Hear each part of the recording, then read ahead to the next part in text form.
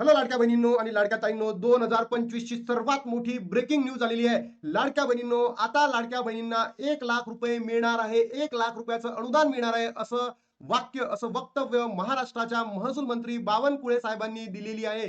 काल त्यांनी चंद्रपूर येथे घुग्गुस या ठिकाणी नगरपंचायतीच्या निवडणुकीच्या प्रचारादरम्यान ही वक्तव्य केलेलं आहे की आता लाडक्या बहिणींना 1,00,000 रुपये अनुदान मिळणार आहे. त्याबद्दलची सविस्तर माहिती विथ प्रूफ मी तुमच्या समोर देणार आहे.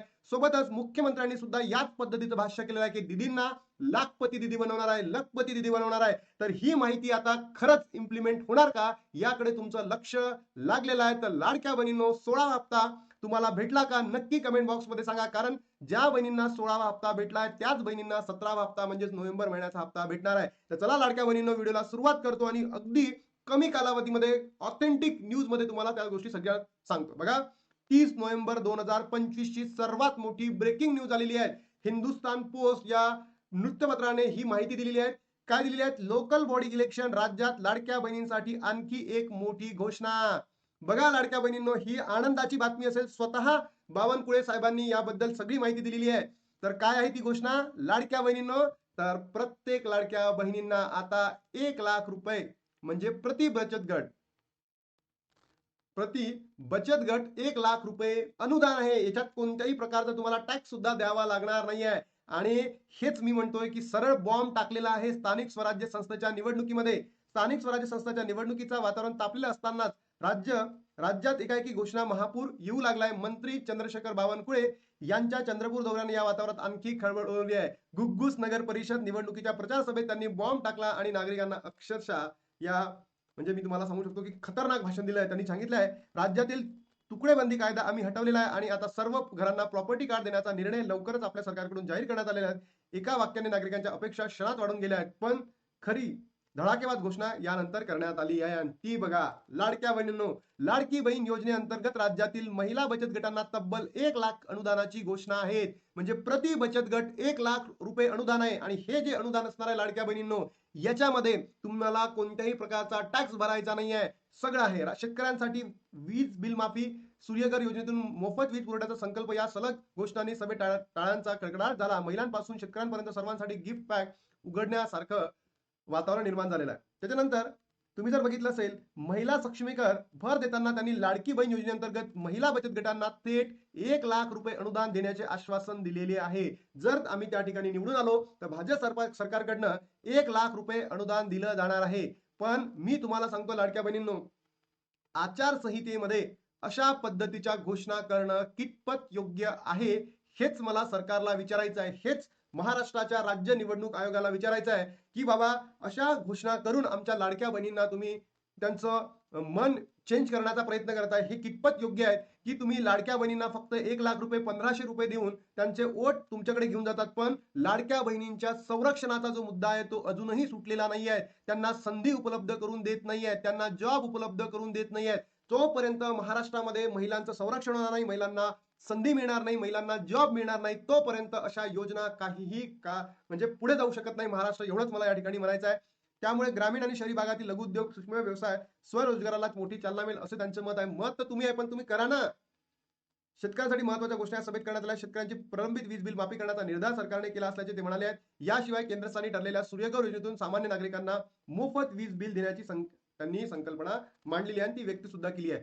त्याच धर्तीवर लाडक्या बहिणींनो, आपल्या महाराष्ट्राच्या मुख्यमंत्री साहेबांनी सुद्धा सांगितलेलं आहे.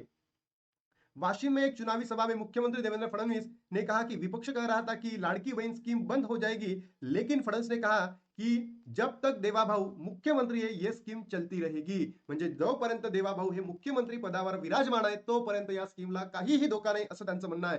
ही स्कीम कंटिन्यू चालत राहील, बंद होणार नाही. सोबतच त्यांनी म्हटलेलं आहे, फडणवीस ने अपना इरादा साफ करते हुए कहा है की लाडली बहनों को करोडपती, या इथे करोडपती पाहिजे नव्हतं, इथे लाखपती पाहिजे होतं. म्हणजे न्यूजपेपरवाल्यांनी चुका केल्या. लाखपति म्हणा किंवा लखपति म्हणा असं पाहिजे होतं, करोडपती नाही.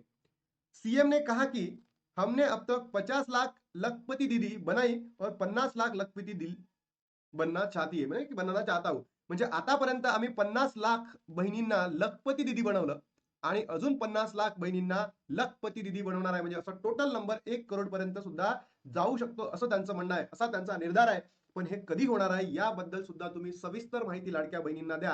हे तुम्ही घोषणा करून चालणार नाही आता, कारण आमच्या लाडक्या बहिणींचा विश्वास तुमच्यावर राहिलेला नाही आहे. कारण तुम्ही गेल्या काही महिन्यांपासून जून, जुलै, ऑगस्ट, सप्टेंबर, ऑक्टोबर, नोव्हेंबर हे 5 महिने होऊन गेले आहेत आणि काही बहिणींना अजूनही पैसा भेटलेला नाही आहे. त्या पात्र असून सुद्धा त्यांना पैसे भेटलेले नाही आहेत. तर लाडक्या बहिणींनो, तुम्हाला इथे काय म्हणायचं आहे, की जे जून, जुलै, ऑगस्ट, सप्टेंबर, ऑक्टोबर या महिन्याचे सगळे पैसे तुम्हाला भेटायला पाहिजे का? तर नक्की कमेंट बॉक्समध्ये सांगा. तुमच्या मागण्या काय तर नक्की कमेंट बॉक्समध्ये सांगा. त्यानंतर जे आदितीताई तटकरेंनी काही दिवसांच्या अगोदर सांगितलेलं होतं, की सगळे प्रश्न सुटले आहेत, सगळे प्रश्न सुटले आहेत. पण हे अजूनही प्रश्न सुटता सुटेना. कारण अंगणवाडी सेविकांकडे जेव्हा ज्या बहिणींकडे पती नाही आहे, वडील नाही आहे, अनाथ आहे, डॉक्युमेंट्स घेऊन गेल्या, तर अंगणवाडी सेविका काय म्हणत आहे, की अजून आम्हाला काहीही आदेश आलेला नाही आहे. पण मी स्वतः महाराष्ट्राच्या ज्या महिला व बालविकास अधिकारी आहेत, मी त्यांच्याशी चर्चा केली आणि त्यांच्या माध्यमातून त्यांनी सांगितलं आहे, की आम्ही सर्वांना आदेश दिलेले आहेत महाराष्ट्रामध्ये. अंगणवाडी सेविका अर्ज घेत आहे, पण काही ठिकाणी ती माहिती पोहोचलीच नाही, असं कोणाचं म्हणणं आहे, अंगणवाडी सेविकांचं म्हणणं आहे. तर ही सुद्धा लवकरात लवकर बाब लक्षात घेऊन ऑलमोस्ट शेवटचे 31 दिवस बाकी राहिलेले आहेत, तर सरकारने दुरुस्त करावी. ज्या बहिणींकडे पती नाही आहे, वडील नाही आहे, बहिणी एकल आहे, परित्य आहे, या बहिणींसाठी सुद्धा सरकारने काहीतरी करावं. कारण त्या एकल बहिणी पती बेपत्ता आहे, वडील बेपत्ता आहेत, मग काय करावं काय नाही करावं याबद्दल अजूनही काही त्यांनी चर्चा केलेली नाही आहे. म्हणून सरकारने या ठिकाणी त्याबद्दल अपडेट द्यावी. त्यानंतर ओटीपी येत नाही असा काही इश्यूज आहे, की ज्या बहिणींना ओटीपी जात नाहीये, ज्या बहिणींना स्वतःचा ओटीपी येतो तर हसबंडचा ओटीपी येत नाहीये, या बहिणींचे मुद्दे सुद्धा सरकारने या ठिकाणी काय करावे, दुरुस्त करावे, सॉल्व्ह करावे, ही मागणी या ठिकाणी करतो.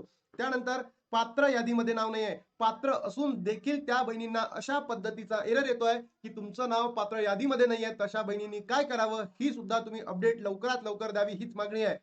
ज्या बहिणींकडे मोबाईल नाहीये त्या बहिणींनी करायचं का, ज्यांच्या पतींकडे मोबाईल नाहीये त्या बहिणींनी करायचं का, या प्रश्नांना सोडवणं अत्यंत गरजेचं आहे. आदितीताई तुम्ही समजून घ्या, महिलांच्या इश्यूज आहेत, त्या महिलांचे मुद्दे तुम्ही कसे सोडवणार आहे याबद्दल लवकरात लवकर काहीतरी भाष्य करून महाराष्ट्रातील सर्वच बहिणींना खुश करा. अन्यथा या निवडणुकीमध्ये तुम्हाला पराभवाला समोर जावं लागेल. कारण की लाडक्या बहिणींच्या मनामध्ये असंतोष आता एकदम पीकला पोहोचलेला आहे. आणि सोबतच हे सांगा, ज्या दिवशी तुम्ही 52 लाख बहिणी अपात्र ठरणार असा व्हिडिओ मी बनवला आणि इव्हिनिंग मध्ये तुम्ही सगळं सांगितलं, फेसबुक हँडलला काय केलं, डायरेक्ट पोस्ट केली. अशीच पोस्ट गेल्या 2 महिन्यापासून तुम्ही ई केवायसी बद्दल का करत नाहीये, हा प्रश्न महाराष्ट्रातील सर्वच बहिणींना पडलेला आहे. बहिणींना तुम्हाला हा प्रश्न पडलाय का, नक्की कमेंट बॉक्स मध्ये सांगा.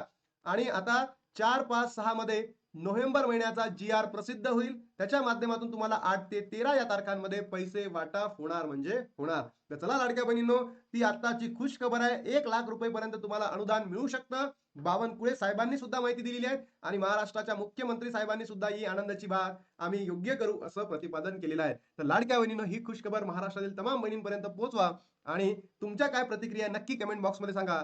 ठीक आहे, आता इथे भेटतो तुम्हाला नवीन व्हिडिओमध्ये. तोपर्यंत जय हिंद, जय महाराष्ट्र, जय श्रीराम.